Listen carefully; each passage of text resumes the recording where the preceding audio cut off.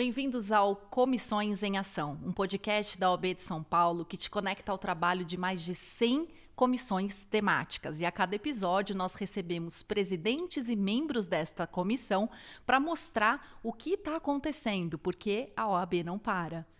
E hoje nós estamos recebendo aqui nos estúdios da OAB São Paulo o Dr. João Paulo Iotti Cruz, presidente da Comissão dos Direitos das Pessoas Idosas, mestre em Ciências pela USP e professor convidado da Faculdade de Ensino Albert Einstein em São Paulo. Seja muito bem-vindo, João. Obrigado, Duda. É um prazer estar aqui e abrir esse espaço, para conversar sobre um tema que ainda merece muito a ser desenvolvido e discutido. E acho que a OAB de São Paulo, através da sua Comissão dos Direitos da Pessoa Idosa, é fundamental, principalmente no momento que nós estamos passando, que envolve a temática. Então vamos começar falando sobre qual é a missão da sua comissão.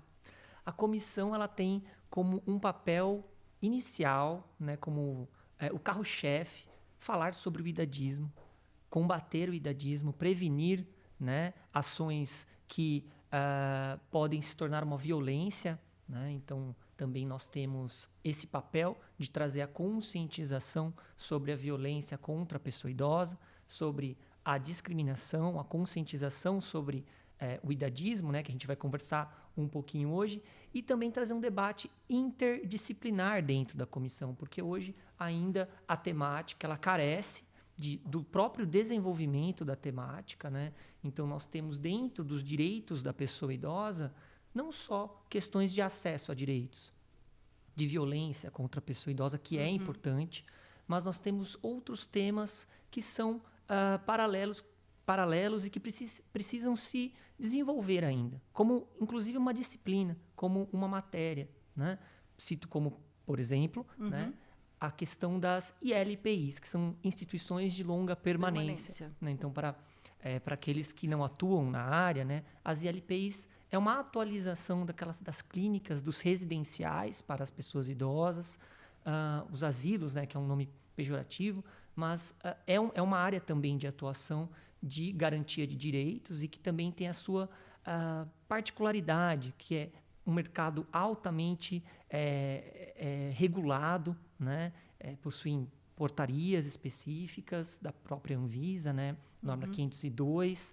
Então, também tem outras áreas dentro de hospitais, direito do trabalho, direito criminal. Então, é transversal a diversas disciplinas e é por isso que a gente também entende que precisamos de profissionais, além de advogadas que atuam nessa área, outros temas, como médicos, gerontólogos, psicólogos, assistentes sociais, para compor e assim a gente ter uma visão um pouco, cada um trazendo um pouquinho do seu conhecimento para ter uma visão um pouco melhor e desenvolver essa temática. Então a comissão ela faz parceria com outras comissões e outras entidades externas? Sim, a gente tem como um dos objetivos principais é trazer outros temas, Então, direitos humanos, direito penal, direito do trabalho, direito médico e com certeza, o terceiro setor tem um papel fundamental no desenvolvimento da temática. Por que o terceiro setor ele possui um papel fundamental? Lembrando que as ILPIs, antigamente, lá nos primórdios, ela tinha um cunho muito assistencial. Sim. Então, a igreja, na época a Igreja Católica, foi que trouxe esse conceito. Exatamente. Eles acolhiam as pessoas que estavam em uma situação de vulnerabilidade extrema, estavam em situação de rua, tanto que não era focado na pessoa idosa, era focado na pessoa que não tinha condição de sobreviver. E eles acolhiam essas pessoas nas grandes instituições. Nós temos grandes referências que até hoje ainda permanecem. Então, o terceiro setor inicialmente teve um papel fundamental para trazer essa temática lá no passado.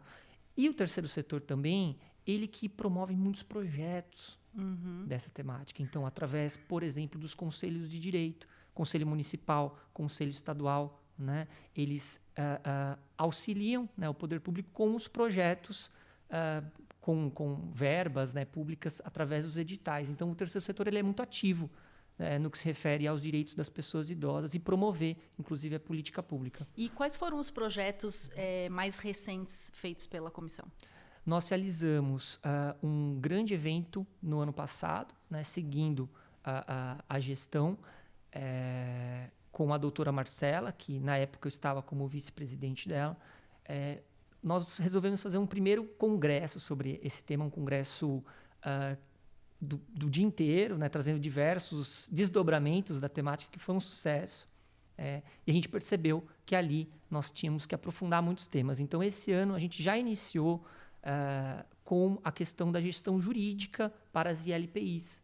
A gente entende que falta ainda qualificação para os profissionais, para os advogados, advogadas que querem ou que já atuam na temática. Então, nós trouxemos esse primeiro debate, que foi muito bacana. Então, nós tivemos a presença de ILPIs filantrópicas, privadas, advogados e advogadas que atuam no departamento jurídico dessas instituições, trazendo, né, os principais problemas, dificuldades. Né? Nós temos hoje,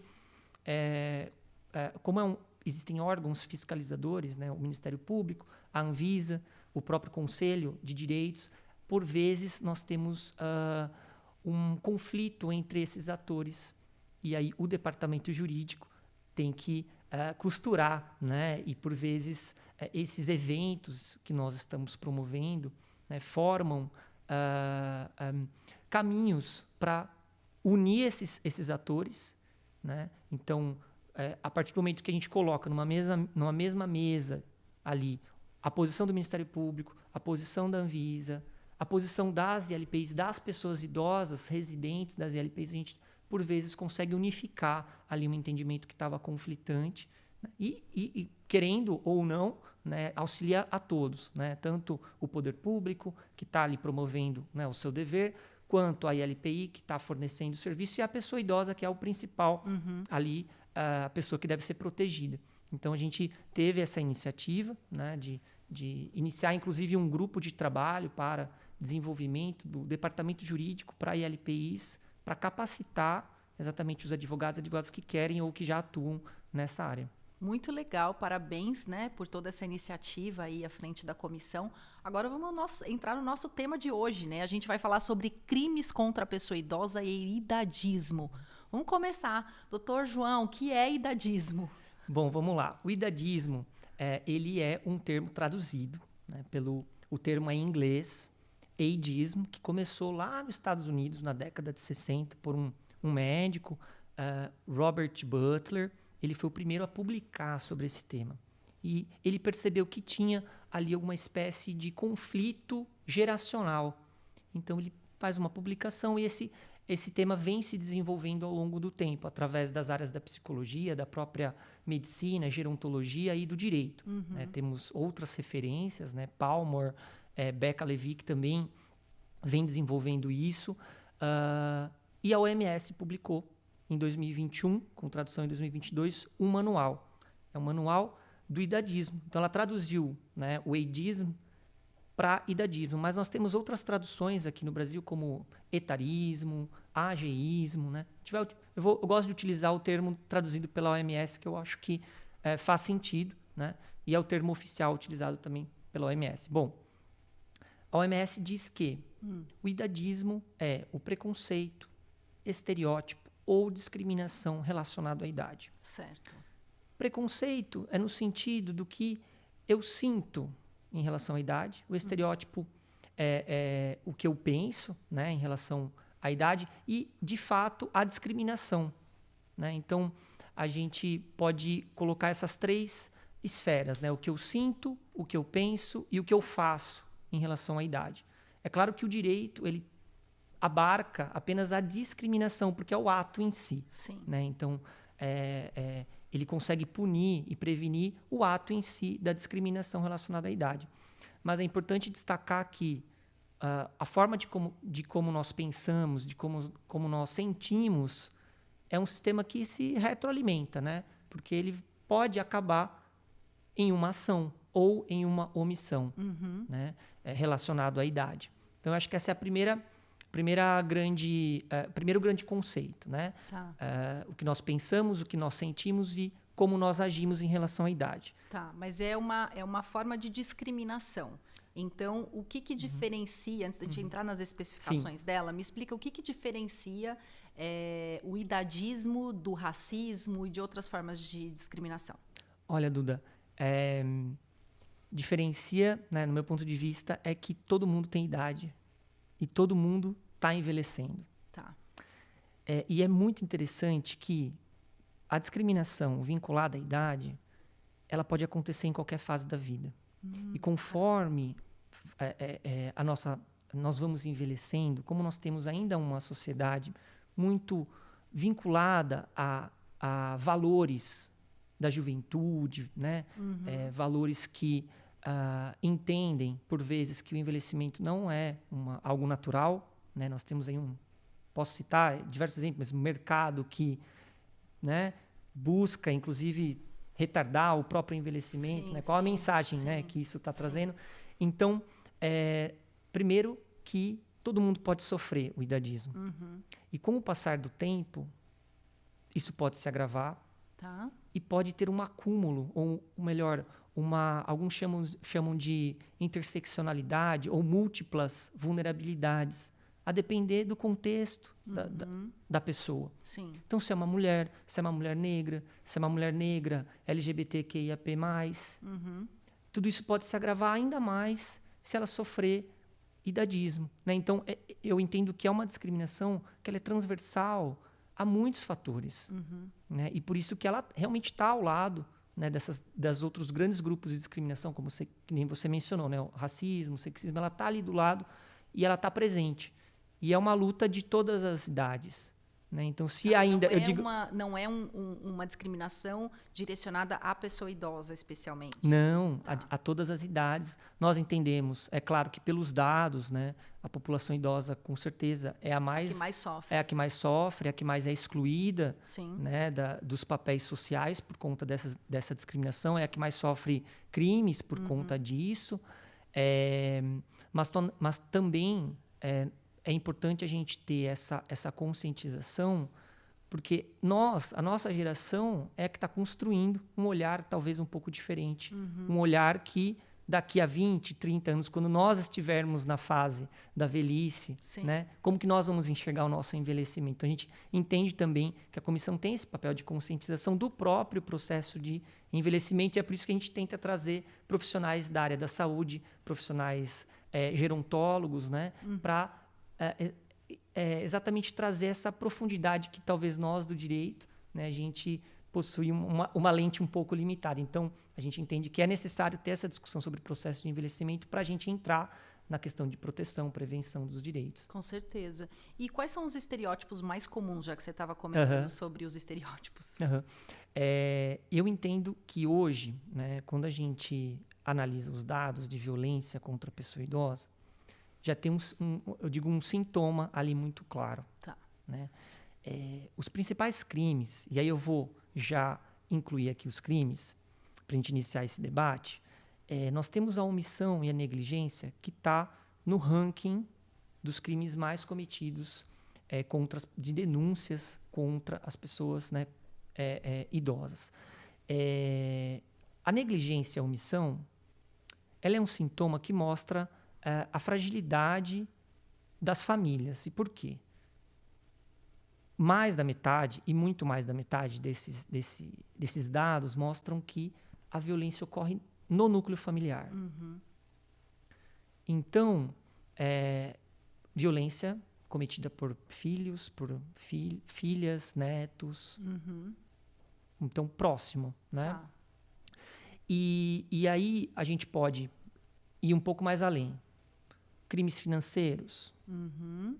Né? Por exemplo, faz uma procuração quando a pessoa idosa já possui alguma...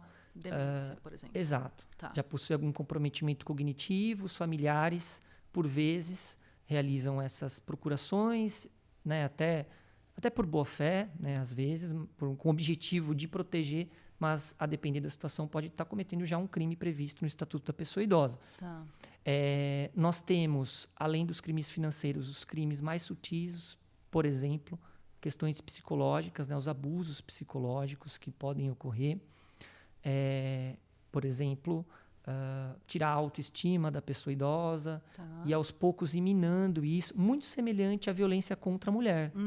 Né? Então, a pessoa idosa, a gente até fala que tem uma teoria do desengajamento, que a pessoa idosa ela vai aos pouquinhos saindo das decisões familiares e ficando excluída. Então ela perde o status. Acaba se tornando inútil, né? Exato. Ela perde o status que ela tinha, enfim. Isso pode ocasionar uma violência dependente. E isso pode até haver uma boa fé e uma má fé, porque às vezes aquele que está praticando, por isso é importante a conscientização e a gente falar sobre esse tema em podcasts como este aqui da OAB, que é que a família acha que está preservando, né? Que não vamos dar essa dor de cabeça para essa pessoa idosa, quando na verdade ela está fazendo um trabalho involuntário de não estimular as decisões que ela sempre tinha, né? Exato, Duda, a gente tem um problema da autonomia, né, da pessoa idosa que por vezes é colocada de escanteio, que hoje está muito em voga. Sim. E aí, respondendo a pergunta, né, eu acho que a fragilidade, essa ideia de fragilidade, ela acaba contaminando a família. E aí, né, fazendo o link com o que você comentou, às vezes por boa fé, às vezes por má fé. Sim. Mas, ou seja, a norma, né, nós temos o Estatuto da Pessoa Idosa, a Lei 10.741 de 2003, uma norma que visa primordialmente a proteção, e a própria norma pode ser um instrumento de discriminação, um instrumento de violência. Então, é quando essa norma que teria como núcleo, como o espírito proteger, ela acaba se tornando um instrumento de continuidade de uma violência, por exemplo, que já ocorre, né, no seio familiar.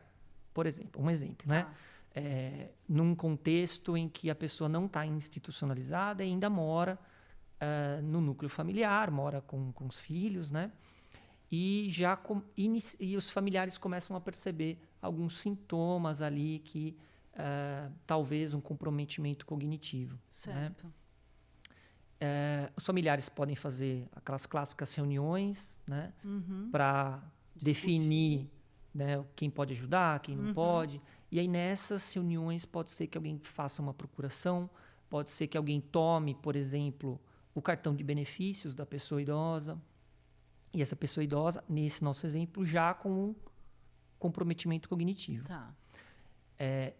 Nesses casos, por isso que é importante, né, a comissão, a OAB, falar sobre isso, Sim. porque nesse momento, se os familiares procurarem um profissional, um advogado, uma advogada, eles vão perceber que deveria talvez discutir uma questão de tomada de decisão apoiada ou né, se for o caso, uma curatela. Né? E eu acho que o profissional bem qualificado, ele vai ter alguns sinais de alerta para orientação. Então, por exemplo, será que dentro dessa família tem algum tipo de violência?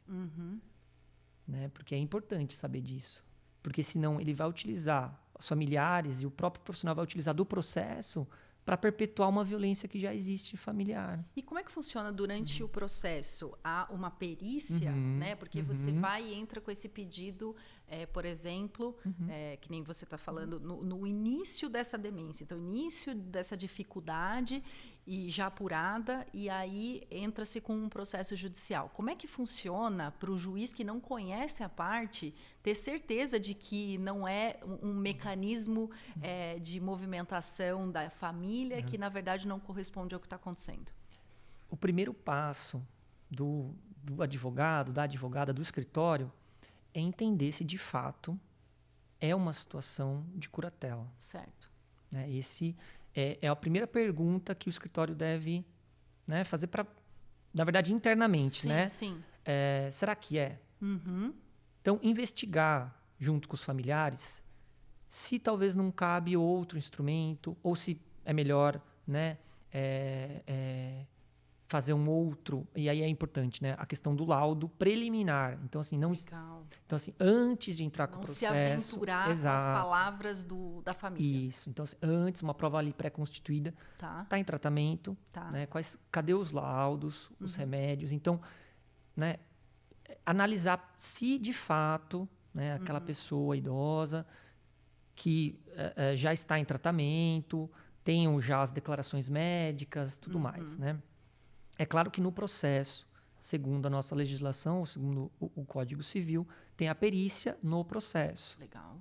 Né? Inclusive, o Código Civil prevê até entrevista, né, com o juiz em um dos primeiros atos. Perfeito.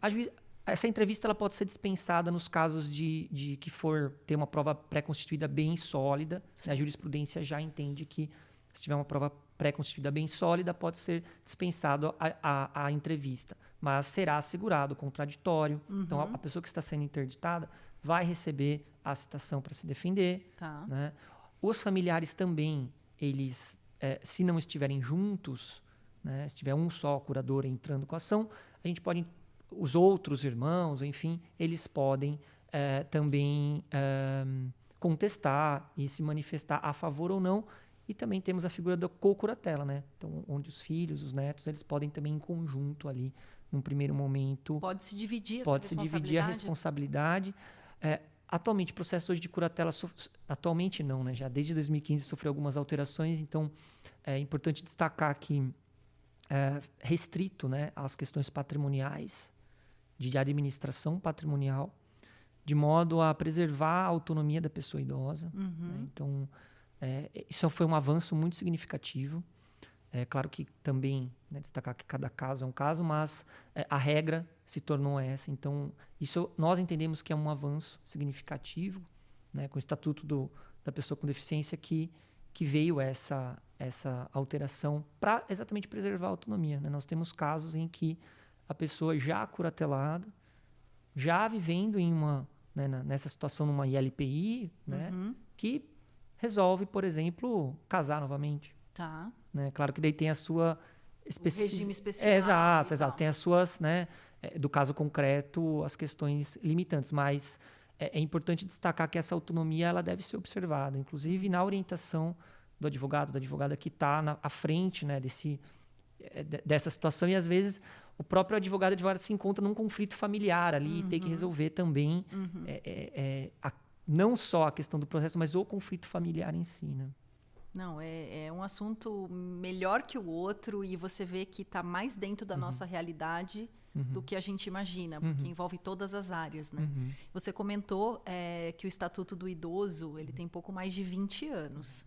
Como que você vê, João? Vou te fazer uma pergunta difícil, mas como que você vê essa questão do envolvimento de tecnologia? Tá? Porque quando a gente fala dos crimes de preconceito, a gente também vê que isso acontece muito nas vias de internet e no ambiente virtual. Eu imagino que o Estatuto do Idoso não traga nada específico sobre isso. Como é a aplicação nesse cenário, já que hoje os idosos já não ficam mais sem muito tempo, sem ter o que fazer, já estão muito craques na internet, nas redes sociais, então, consequentemente, passam a ser mais vulneráveis a serem vítimas. Como que funciona no judiciário hoje essa questão? Ótima pergunta, Duda. Esse ano nós fizemos a campanha do Junho Violeta. Junho Violeta é uma campanha que ocorre mundialmente, exatamente para conscientizar a violência contra a pessoa idosa. Tá. E nós notamos, ao longo dos últimos anos, uma crescente de golpes virtuais. Golpes virtuais, inclusive com o uso da tecnologia.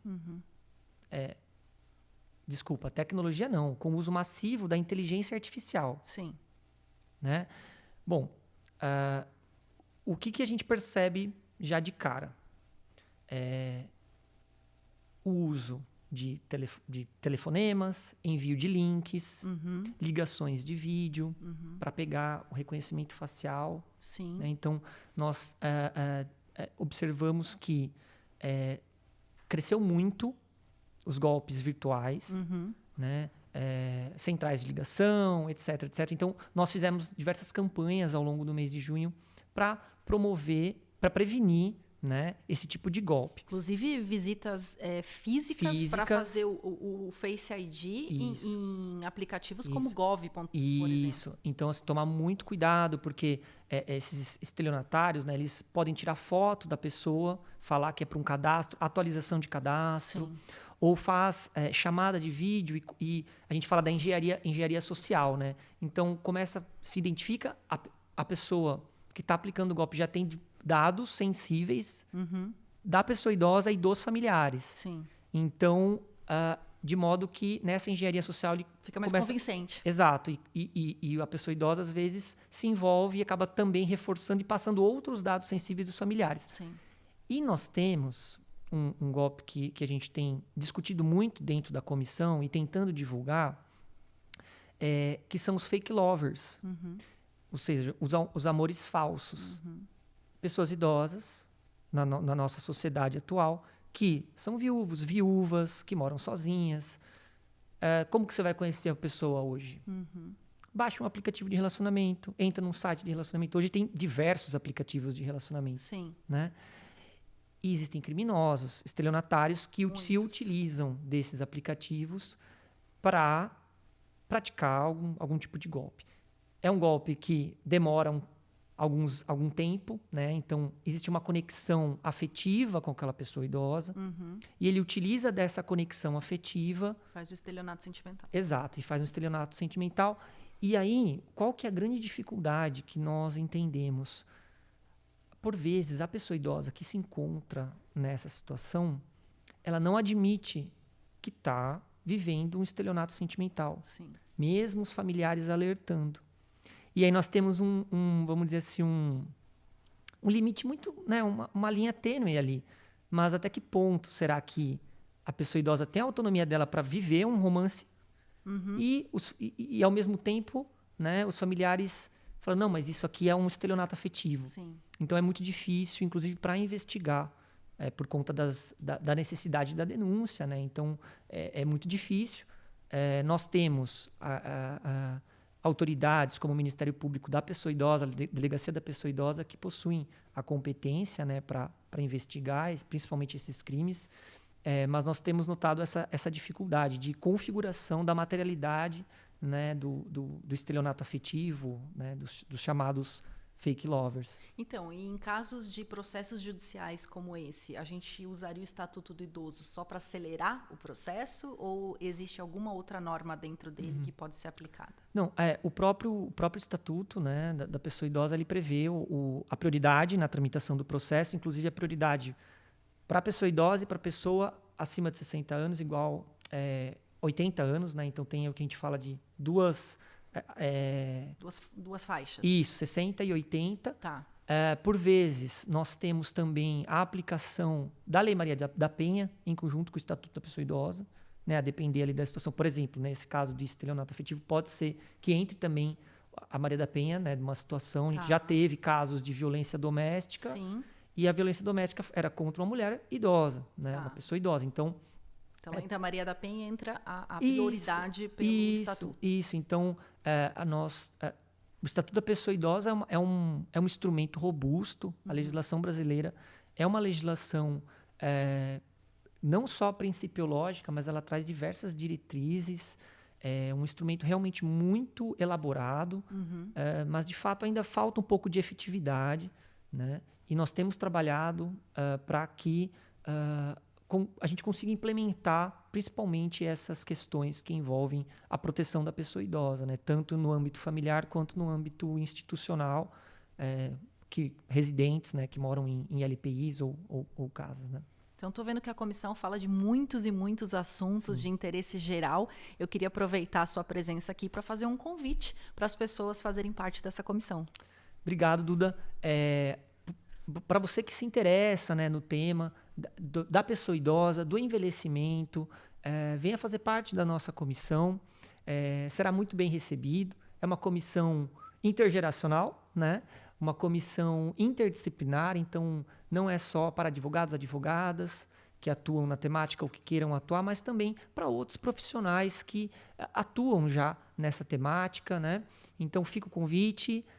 Estou à disposição para tirar qualquer tipo de dúvida e agradeço, né, Duda, aqui o nosso bate-papo, agradeço também e parabenizo, né, a OAB por incluir essa pauta, né? Eu acho que eu tenho falado que a OAB São Paulo é uma OAB para todas as idades, né? Então é a nossa bandeira. Muitíssimo obrigada pela sua participação e nós encerramos agora mais um episódio do Comissões em Ação. Se você gostou desse vídeo, dá o seu like, compartilha e fica de olho que a OAB não para.